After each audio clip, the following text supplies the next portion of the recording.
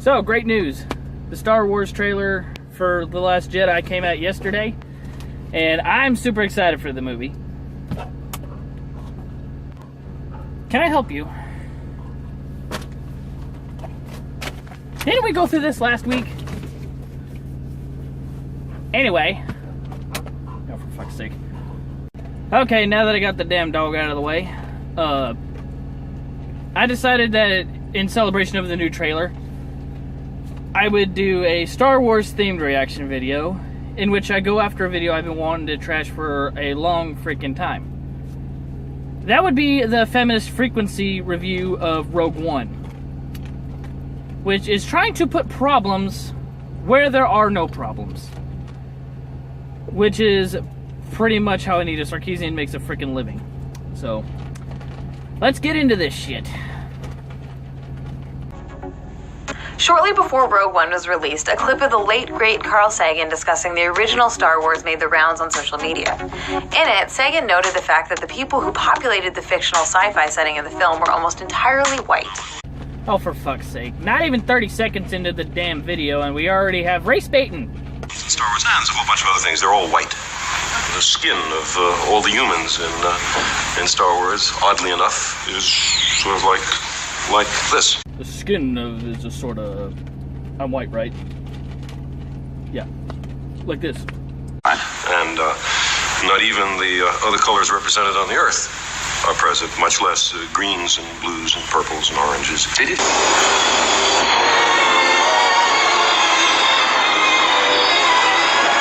Seen in Star Wars with a lot of strange characters. Yeah, but none of them seem to be in charge of the galaxy. Everybody in charge of the galaxy seems to look like us. I love the cherry picking in this part because she's going to completely ignore the fact that in the movies that came after this interview and after the first Star Wars movie, there was a black character who was actually in charge of an entire city. Lando Calrissian. It's wonderful that 39 years after the release of that film, Rogue One rectifies this issue to some degree, giving us a vision of a galaxy far, far away that more closely reflects the diversity of humanity here on Earth. But let me guess, it's not good enough for you. In A New Hope, the headquarters of the Rebel Alliance on Yavin 4 is populated almost entirely by white people. Yeah, but see, back then, they didn't have a bunch of millennial crybabies bitching about everything and making a race issue out of everything. Back then, they just cast the extras that came to the frickin' auditions. Now, unless you got footage of George Lucas sending all the black people out of there, you ain't got an argument right here. If the Empire has this kind of power, what chance do we have? In Rogue One, the rebellion really does appear to be an alliance of people from a range of places and cultures, desperately united against a common enemy. It's refreshing to behold, and it highlights the fact that the original Star Wars, and most films out of Hollywood before and since, function to center and glorify whiteness, marginalizing people of color in the process. Oh, for fuck's sake, you're making shit up now. I can't name a movie since Star Wars came out that doesn't have black characters in it. Like, holy shit, what more do you want? I mean, if white people being in American movies is such a freaking problem for you, why don't you go watch movies from other countries? Go watch movies from Japan. You ain't gonna find one damn white person in those movies. But while Rogue One succeeds in the big picture sense of depicting a crucial moment in the rebellion's struggle against the mighty and oppressive empire, it fails to make us care about the individual characters who are swept up in this conflict. The film is so densely plotted, so busy advancing the particulars of its story, or plowing through one of its many visually impressive action scenes, that it rarely takes the time to breathe and let us get to know the people who are doing the fighting. Yeah, you're right. It's not like they showed like 20 fucking flashbacks of Jyn Erso's life or anything like that. Nope. For fuck's sake, did you watch the movie, or did you just look up the plot line on Wikipedia and invent a bunch of problems to put in it just to make a freaking video? So as visually impressive as they are, the film's space battles and ground skirmishes aren't as absorbing as they would be if we felt more of a connection to the characters. And when major characters die, you can almost feel the film straining to generate some powerful emotion that it hasn't earned because it hasn't taken the time to develop those characters. Yeah, I think this chick would beg to differ.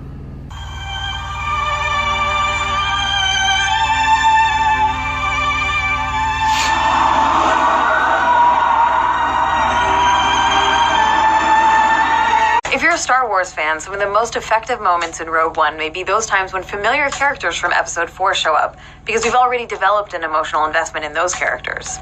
Rogue One uses this to its advantage, occasionally tossing in familiar characters or visual references to Episode 4 purely as a bit of fan service, rather than because it's important to the story this film is telling. I was right, she didn't watch the damn movie, and she knows nothing about Star Wars. She's just making shit up. The characters that came back from Episode 4 were very important to the story, because it took place 3 fucking days before Episode 4. Shit! Any 12-year-old that's watched the entire series can tell you this. Rogue One's central character is Jyn Erso, a young woman with a close personal connection to the development of the Death Star, a connection the Rebellion hopes to exploit in order to deal with the Empire's terrifying new weapon. Unfortunately, despite being at the center of the story, Jyn is the least distinctive character in the film's core cast of heroes. She doesn't seem like anyone in particular.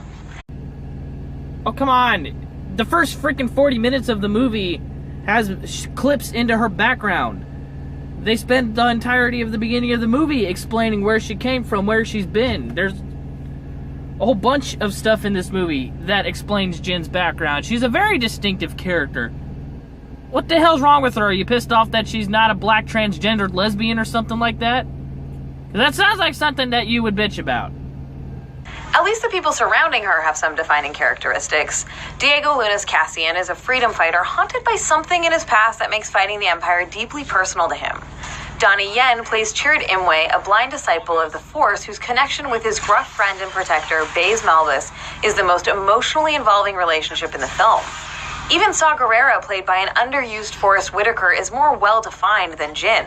Gerrera is a former ally of the Rebellion who has been written off as too much of a militant extremist and who now fights his own kind of resistance. Well, at least they got a few things right on the Wikipedia article you looked up to figure out what happened in the movie. As far as Saw Gerrera, the reason he's more well-defined, which you know this if you were a fan of Star Wars, is he was introduced originally in Star Wars The Clone Wars, then made his way to a few episodes of Star Wars Rebels, where he was also voiced by Forrest Whitaker. And then he makes his way into Rogue One. Like, how come you can pick out the 30 seconds per character that they use to show the defining characteristics of each of these characters, but you missed the entire 40 minutes of the beginning of the movie that explains where Jyn came from? Both Cassian and Saw Gerrera are characters who have done morally questionable or reprehensible things in the name of fighting back against the Empire. And while previous Star Wars films have always presented the conflict between the Rebellion and the Empire in very stark terms of good versus evil, Rogue One at least flirts with questioning whether it's possible to go too far, even when your cause is just. You can see more clearly here than in any other Star Wars film how one person's freedom fighter might be another person's terrorist, and how desperate times may indeed call for some truly desperate measures. And here we get to the only accurate thing she says about the movie. Still, it's clear that Rogue One isn't really interested in exploring these questions and doesn't want viewers to dwell on or even think about the tremendous loss of life that happens on the Imperial side of the conflict as Star Destroyers explode and stormtroopers are slaughtered. Okay, it's really hard to give a shit about a bunch of soldiers that are trying to kill your ass while trying to defend the building of a ship that can destroy an entire planet. Do you not see why these motherfuckers need to be killed?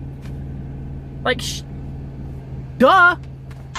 And for all the talk from some people about how Rogue One and films like it constitute some kind of feminist propaganda, these movies are not the feminist propaganda.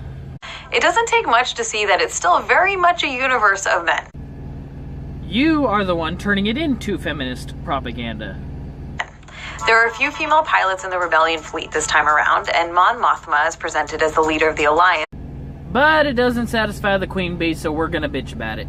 But in the core cast, Jyn Erso is the lone woman surrounded by many, many men. Okay, I know being around men is like the seventh circle of hell for your ass, but nobody else gives a shit. So while it's great to see characters like Jyn in Rogue One and Rey in The Force Awakens having prominent roles, it hardly indicates an end to patriarchy, either in the Star Wars universe or in the film industry. That's because it's hard to end something that was made up by a bunch of blue-haired whiny bitches. In the end, Rogue One works well as a narrative that fills in some gaps in other, better films, explaining not just how the rebels got their hands on the Death Star plans, but also why the Death Star has such an easily exploitable weakness in the first place. But because so much of its focus is on communicating plot and not enough focus goes into developing its characters and their relationships with each other, the all-important human element gets a bit lost in all the sound and fury of war. And there you have it. Proof that feminists don't want us to have nice things. Everything's gotta be racist, sexist, homophobic, and... Anyway, ignore what she said about the movie. She didn't pay much attention to it. If she even watched it, she was watching and looking for things to bitch about. She wasn't watching it to enjoy it at all. Because this film was great. This film is one of the best in the entire Star Wars series. If you haven't seen it, I highly recommend you go check it out. Meanwhile, I will be waiting for The Last Jedi to come out, which I've been waiting for 2 years. And then, if God forbid she tries to ruin that movie, I will make sure to jump on that quick, because you can try to take away breastfeeding from us, but you ain't gonna take my Star Wars, woman. That's where I draw the line. That's where I declare war. Anyway, I'll see y'all next week when I come up with something else to react to. Later.